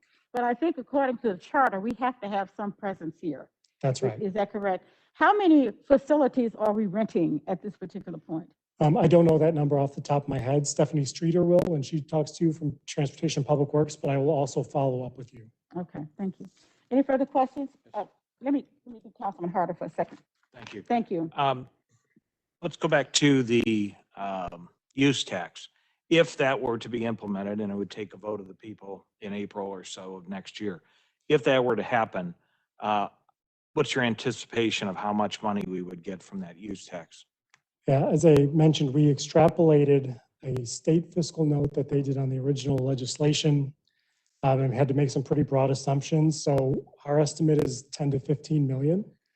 My understanding is that the portion of the use tax that's generated, because the use tax again mirrors our sales tax rates, the portion generated by the mirroring of the 1% countywide tax would be shared with municipalities. And I've heard the municipal league state that they would also demand that the Prop P portion also be shared with the municipalities as well. So I think those discussions will have to happen between the municipalities and the county as well. So under a use tax, with all Prop P and everything, are you still looking at 10 to 15 million, which would be the county's portion of Right. that, correct? That's right, and it's a very rough estimate. We Okay, don't have good data with which to model that. You know, we don't have good data on how much purchasing individuals are doing with out-of-state vendors. So I want to disclaim that that's a very rough estimate. but that would be a tax that in some cases already being collected on online purchases. We're just not seeing it coming into ours. It's not being collected for the county. There is no use tax in St. Louis County. Some municipalities have it, but the county does not. Okay, so, but the state has been collecting for a while now. They've been collecting, I know, from Amazon. I'm not sure if they've been collecting from every retailer though. Okay, so if that comes to fruition, then that's 10 to 15 million that we didn't have today, That's right. that we could use for expansion or just to keep the doors open, correct? That's right. Okay. So if that's implemented, and that could be implemented, that would be a good source for income, without being too much different on people's purchases, or would it be? I mean, I think a lot of Amazons are already collecting some of that already. They're collecting the state portion, but not the local portions. So it would increase those out-of-state purchases that an individual consumer is making. It would also, I guess, bring some level of fairness between the brick and mortar store next door and the internet store. Okay. And what's your good probability, or you have a probability of that actually happening in next year? Of a use tax passing, I offer no estimate on that. Okay, because the municipal league is going to push for that. And if they get it implemented in all the municipalities and we don't, we're going to be at a disadvantage, correct? Yes, they would be achieving new revenue and we would not. Okay. There was another issue going back to, I guess going back to real estate. Have we been investing in this building? I see a lot of, new sprinkler heads and plumbing. Has it been a plan that you take like a floor a year and change things, or have we stopped doing that when it comes to this building? And what is the timeline that we have to have all the compliance done for this building? I will defer you to Stephanie Leon Streeter when she comes before you, but I believe we have I think 6 more years before we have to have this building sprinklered to meet the Clayton fire codes. Okay. And generally they're fixing systems. We're talking about maintenance of building systems, HVAC, plumbing. They're fixing things as they break. Which we would do anyway, whether we were. Which we have to in order to keep the building operational. Correct. But we're not doing any of that preventative work to keep that from happening. And so we know that it costs us more to fix and deal with a disaster than it does, to do that preventative maintenance. How much of this building is vacant? I don't know offhand. Okay. How much, do you know how much of the buildings that we are under contract out at Northwest Crossing are vacant? I don't offhand. Okay. Thank you. Councilman Fitch? Just one last, I don't think Councilman Harder asked this directly, but in the budget for 2022, are there any revenues set aside for sales of county buildings? No. You know what I'm talking about, across the street? I mean, how's that coming along, or? I know we had a contract, or almost had a contract on the parcels on Merrimack that did not come to fruition. So until there is a contract or something formalized, I won't count the revenue in the budget. That I would be don't know a the significant status. increase if we sold them at the price we think it's worth. Is that right? Would that just go into general revenue and the fund balance? Right, That's where it goes? that's right, yes. Okay, thank you. One last question for me. When we do a supplemental, do you check to make sure that there's adequate funds for a supplemental before we get that? I do. Okay, all right. Any further questions? No one else? Just a follow-up on the real estate. So the building across the street, that was sold last year. The old 7-Up building, as I referred to. No, it's not been sold yet. I thought that was sold and closed. No, So we never got anything for that. no, not yet. And I thought about the same time, the courts building over there was sold. That has been sold and that's closed, and those funds came in during 2020. It's Okay, about $8 million. so the 7-Up building is still for sale. Right, those two Merrimack parcels, the old 7-Up building and where the health department used to stand. And then we have the parking lot across the street available as well. Okay, so those are still available for sale, but I thought they were through the Port Authority. I thought those closed a long time ago. They have not closed. I know they're marketing the Merrimack parcels Okay, or were a short time ago.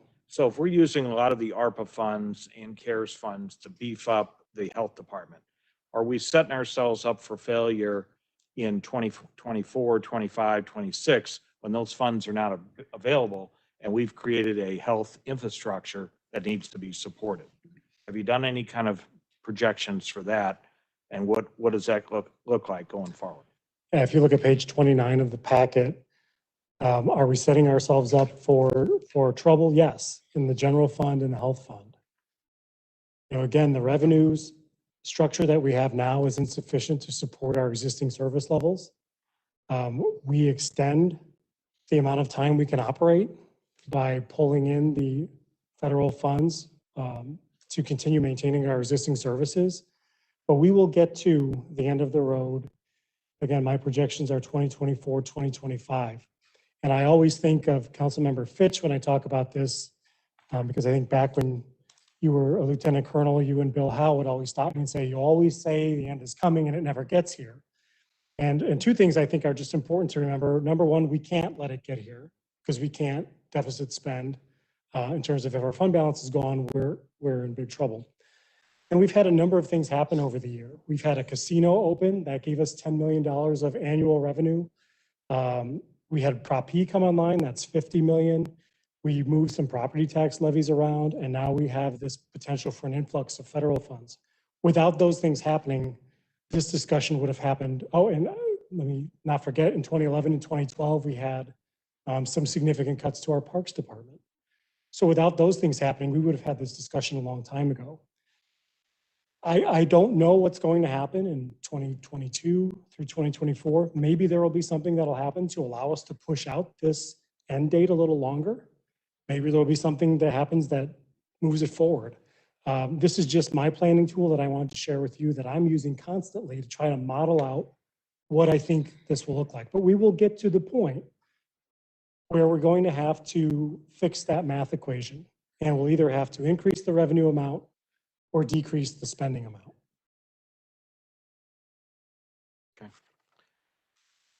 So going back to my question again, are we creating a health department that is set up for a pandemic?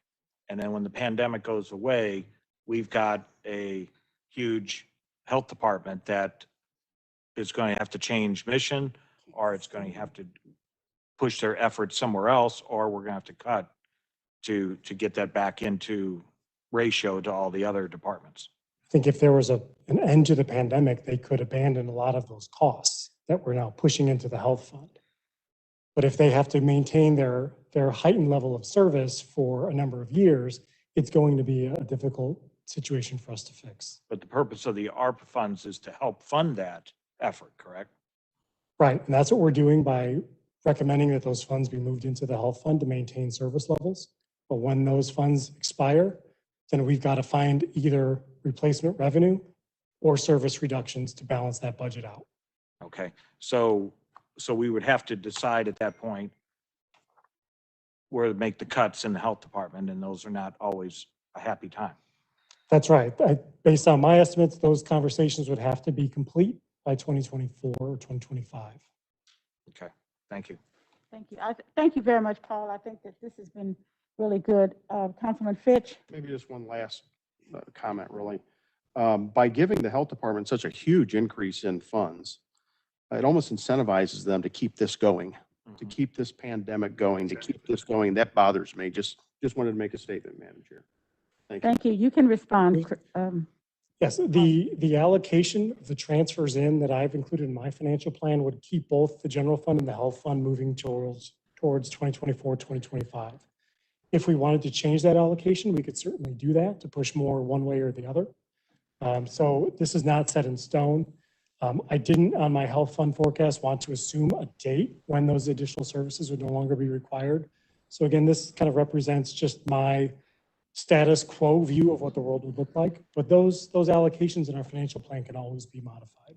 And that merely means layoffs, if that in the future. Right. Yeah, and I think that's an important point as well. There, sometimes I hear us say we want to maintain services with less staff, or we want to cut staff but not impact services. And our services are our people. So those two things are directly linked. You can't have one without the other. The other thing I would want to say is that since 2010, we've been giving our departments and offices death by 1,000 paper cuts. We've been cutting them a little bit here and there and saying, you know, you're going to have less tools, but you got to produce the same level of service. So my recommendation would always be, let's not continue to do that. Let's determine what services we no longer want to offer, stop funding those services, and fund what's left correctly. So I think that would be the best case result if we were looking at a service reduction approach. Thank you. Councilman Tracus? Thank you, Madam Chair. Paul, your graph on page 29 anticipates or projects a significant increase in the health department ad nauseum through 2026, right? All based on the assumption that the pandemic never ceases. That's fair to say, at least at the way the chart looks. Yes, I don't have a crystal ball to say, and I would hesitate to say, okay, well, in 2024, we can drop that back to more of a normalized amount. So it's really just showing you that visual of if this happens, here's the result. And if this changes, then we'll readjust our models. If I heard you correctly earlier, some of that would go to clinics so people could come in and get whatever care they COVID related needed. Is that right? Right. We are currently funding a lot of our COVID response with federal funds, with the CARES Act funds. We know we will need to use federal funds to maintain those services. And I would like to see those come into the health fund as opposed to spending directly from the CARES fund. No, I understand that, Paul. My concern is when those federal funds are gone, you've got, to use the current term, an infrastructure in place that is no longer needed, but in my opinion, in my experience, is hardly going to be abandoned. So to Councilman Harder's point, we've created a Frankenstein that we now cannot get rid of. So unless someone can give us some really substantive basis to expand the health department along the lines you've outlined, I don't see being able to support it myself, because once it's created, it's not going to disappear. That's not a question, Paul. It's just a statement for me. Thank you for your time today. Thank you, Madam Chair. Thank you very much. And Paul, I think that to the point that we have to learn how to live within our means. We are not doing that. And I think the more, for instance, we have been spoiled with these federal funds. They come in and we figure we can hire 15 people, we can do whatever we need to do. But we know that that is not sustainable. And I think that's the message that this council is trying to get over to you, that we need to live within our means. And if whatever that is and however that is, we're going to have to bite the bullet and do that. And so I appreciate your time. If there are no further questions, I will have Chris to come up. Thank you so much. Chris, you can come up and wrap us up, please. And then we'll have questions and comments if any of the other council members, and then we'll go to public comment. Madam Chair, Yes, sir. I have to break away now. I've got another matter that I'm already late for, so I'm going to have to leave at this point, but thank you for the time. Thank you so much, Councilman Tracus. So we'll see you later this evening. Madam Chair and Council, thank you. I had been asked to go through the budget presentation from Paul and the documents from the county executive, and really just do my best to raise questions and concerns that the council should be aware of. I'm going to do my best to take out all those questions and concerns that have already been raised by council. But in response, the first thing I will mention is one of the conversations that was had here today is on appropriation authority. So unlike CARES, where the county executive have been given full authority, ARPA is at the discretion of the appropriating authority of this council. And the reason I bring this up is one of the conversations was, will the county executive have control or will the council have control? And the answer is yes, because According to the presentation, budgeted dollars from ARPA being supplanted within that budget are in the budget. When you pass those budget bills, you are appropriating. So once you've done that, that is giving the control to the county executive and the departments to spend those funds.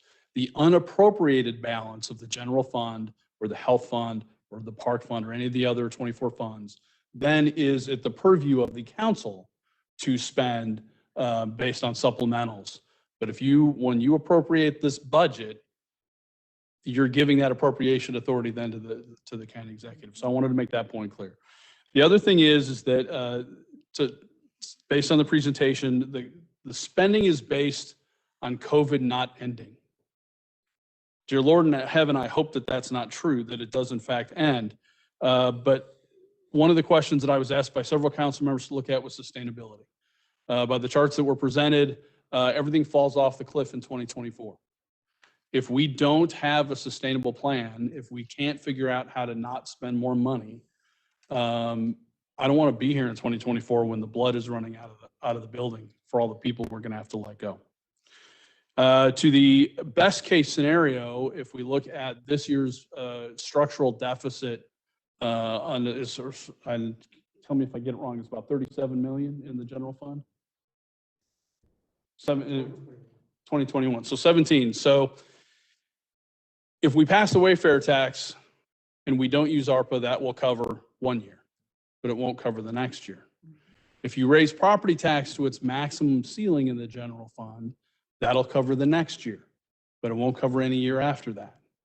You see where I'm going with this? You're going to quickly run out of revenue sources to generate to cover that budget. So on the supplanting discussion, the purpose, I think, of doing that, or why the county executive is recommending it, is it does take a lot of the cost. So remember, we had this discussion previously we set aside $500,000 of the ARPA funds for costs related to Deloitte. If we are to not do the recommended plan from the county executive, not only will you have to set aside more money for that, but you will also have to set aside more money for outside legal review because there are two components. There's the compliance and then there's the legal component. And the county counselor's office in the past has told us that they would need that. By doing the supplanting of the federal funds, that does eliminate those costs and does create greater flexibility.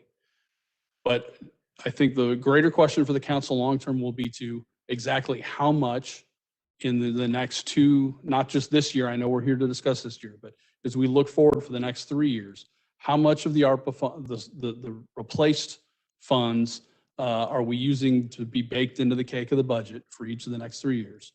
How much will that leave in the unappropriated balance of the health fund and the general fund? Those are the two big funds we're talking about here. And then how can we reduce the costs so that we can live past 2024? And I think those are, and the reason I don't necessarily have the answers, listen, this is day one. We have a lot of budget hearings to come forward. We're going to hear from a lot of budget directors. I had a long list of questions, but I have a feeling we'll get those questions answered as we go through it. But raising the property tax to its maximum level is, I think, untenable. I don't think I think you will put people out of their homes, and I don't know that that's a viable option long-term. 8%, Councilman Tracus had mentioned the 8% that's basically returned every year in the budget that's unspent, unallocated. So I think we may have to look at kind of how our budgeting from a macro level looks as we kind of look at those. And, listen, I have all the respect in the world for Paul. I think he does a very good job being very conservative, very cautious. And I love that about him, but I think we have to look at those pieces of it as well. Some of the additions to the budget, payroll was adequately demonstrated through the presentation, is our biggest expense. People are our biggest expense. People are our biggest investment. And there's good reason for that. But when we're looking at adding lots of people in certain departments, I think we have to really ask ourselves, are we going to get the production, the effectiveness, the value for that dollar, not just this year, but in 2024, when the floor falls out. And I think those are other considerations. Specifically, you know, we've got the health budget that we've talked about with a lot of additions due to COVID that may or may not sustain. Prosecuting attorney's office has got a massive increase in their staff. Again, I think we have to look at really what the bang for that buck is going to be. Finally, just a couple of related housekeeping things. Listen, you're the appropriating authority. My job is to try to help you. As you go through each of these individual departments and you say to yourself, hey, you know what? I think we need to add whatever that program was that you CAD for the police, or I want to take away CAD for the police, whichever side of that fence you're on. It will be helpful if you will let me know what those changes may be, so that when we get to where we're dropping budget bills and we want to make changes, that we can track those and it's easier to plug in instead of bogging the system down. I would highly recommend that if the council were to hypothetically, not a recommendation here, I'm just being hypothetical. If the council would say, we want to reduce the budget of X by 5%, I would ask this council to work with me and to, of course, work with Paul and his team to be specific on what it is we're cutting that equals that 5%. Don't hand the department a budget that says, well, we're just going to cut this by 5%. Then you take the council needs to be specific in exactly what it is it doesn't want in a budget. Or if we want to raise a budget, specifically what it is that you want to raise that budget by. I would consider that very important. Thank you. You're welcome, ma'am. Questions for Paul? Me for Chris. Councilwoman Clancy? Yes, Paul, I appreciate the objectivity with which you presented. Chris, I appreciate your comments and your review as well. I did hear some things in what you said that I think go into some of the values and subjectivity that's before us. And I'm picking up on a theme about the pandemic being over versus not over. Do you dispute, and this is from the conversation in general, and you addressed it as well. Do you dispute that people's lives have been forever changed by this, and that there's actually a lot of needs that existed prior to the pandemic that have been exacerbated, which could lend themselves to greater funding needs in St. Louis County, which I think is part of why we're seeing increases in public health, and also why at least two members of the council have proposed using $50 million in ARPA funds for a North County health center. I don't deny that at all. As a matter of Okay. fact, I would suggest that if you look at, let's just say, mental health, right? And look at the effect that there have been on children. And I've just from personal experience, I've known 2 children that committed suicide during the pandemic. You can't deny these things. And I'm not suggesting that. I guess what I'm suggesting is, are we really looking at, is mental health going to be, I'm just using this as an example. I don't, just throwing it out there. Is that going to be a focus of what the additional funds that the health department wants to use? Well, then that's a worthwhile conversation to have. I'm just saying we should have that conversation. I don't think we can deny that the pandemic has not only changed people's personal lives, it's changed our economy, it's changed everything. I mean, the world is in every way a different place because of this pandemic. Okay. I appreciate you clarifying that. And then I also wanted to go back. I had to step away, but I was to take care of a personal matter, but I was listening on YouTube. I thought I heard something that, well, let me just ask it this way. Paul, is there anything that you heard Chris say that you dispute on a factual basis at all? Okay. There was something that you said about the appropriating authority that I may have missed. I thought I heard you say that. I was just trying to clarify the earlier conversation over there was kind of this discussion amongst council members, who's in control of the money. Okay. And so all I was trying to do is clarify that by saying, listen, like CARES, where the council gave the county executive the appropriating authority. So the county executive has that full discretion. The money that is in the unappropriated balance of these funds, the appropriating authority then lies with you, the council. Okay. The money that is put into the budget, so we have the 24 budget bills, Yes. the general fund, the health fund, the parks fund, all these different funds. As you pass those bills, you're appropriating those funds, therefore giving the authority for the county executive and the departments to spend that money. Okay. I thought I heard you say that the county executive would would have some appropriation authority based on Paul's proposal of what was presented to us based on filling in our revenue holes. If I said that, I Okay. misspoke. And I might have misheard that. Okay, 'cause I was yeah, multitasking, that wasn't but- my intent. Okay, I was just trying to clear up, there was a conversation, I believe, with Councilman Fitch and Paul and Councilman Tracus and Paul about who was in control of the appropriating Yes. authority. I was simply trying to do clarify. you, I hope I did. do you happen to know if we were to put Wayfair on the ballot when, this is a legal question, but perhaps you've looked into it and would know, do you know when we would have to, the council would have to take action to get that on the ballot in April? I think, huh? By the end of filing I would date, imagine by probably. filing. Yeah, you'd have to Mhm. put it on the filing with the rest of the April ballot. Which is when, do you know? It's in January sometime, isn't it? It ends in January, I believe. Okay, Yeah, I don't have the date. I haven't looked at this year's dates to look at okay, that. we'll follow up with legal just to make sure. Okay. That's got an it. elections question, but Okay, yeah. got it. Thank you. That's all I have for now. Thank you. Can I just clarify one thing? I think that what Chris was trying to say and maybe came out wrong, and it responds to what Councilmember Clancy was asking. The county executive never has the appropriating authority. The appropriations authority always stays with the council under the charter. But once the council appropriates the money, then the county executive has the spending authority given to him subsequent to the appropriations. That was true in CARES. That's will be true in ARPA, and that'll be true in any other appropriation of funds. Yes. Thank you. Sure. Councilman Fitch. So for Mickey, so you're telling us if we take this ARPA money and dump it into the budget for this year, as Paul's requested, 85 million and some change, by putting that into the budget, it's now appropriated and the county executive can spend it as he deems necessary? Not necessarily. It's only if the council appropriates it. The council can accept the funds and put it into. Which we've already done. And put it into an unappropriated account. Okay. And then depending on in the budget, where you choose to appropriate funds. The annual budget, you generally appropriate funds to each department. You know, it's usually the county executive's recommendation as amended by the council. And then you choose to make those appropriations. And then depending on the appropriations, that sets the framework for spending.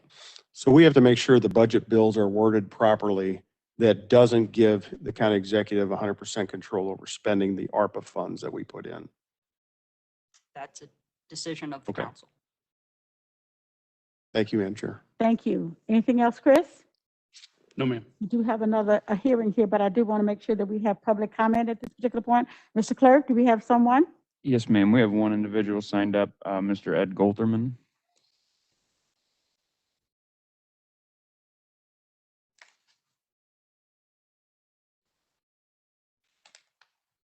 Thank you, Madam Chairman, 62222 or something, Kirkwood. I didn't want to come back until I could put real shoes on. Okay. And it's been a while, and thank you for your good wishes. I appreciate that very much. This is not day one. You're at the last day of 50 years of horrible decision makings on where you send your money and where you spend your money. It's already 2024. It's here. I think you need to take some very bold action. And I believe you have some options that are not raising taxes, which is a very iffy situation right now because municipalities are raising taxes now and others are. I think what you can do is seek a pie chart that breaks down the 200 billion a year of county collected tax money that goes into the city. About half of that goes into Forest Park, I think. I mean, I don't have the total numbers. About half of that goes downtown to grow the sports empire and the convention center. So I would think if you took a look at that and you made some judgment, do they need that money? You know, do the zoo and museums continue to need that money? Or should those taxes have been abolished like 25 years ago when I suggested? The other thing is I would break out conventions from ball fields and parks and community centers. I think convention planning and marketing is a profession, and it's a profession that is in a highly competitive field. And, you know, ball fields come under Parks, I believe most of us pay like 3 or 4 different parks out of our personal property tax.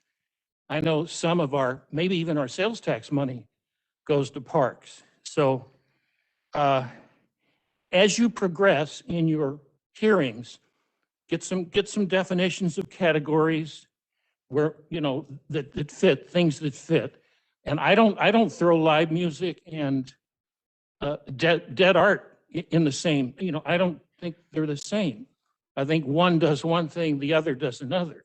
You know, convention and tourism does one thing, parks and recreation does another. So good luck to you, and you have a tighter time frame than I think we think you have. Thank you. Thank you so much. Is that it?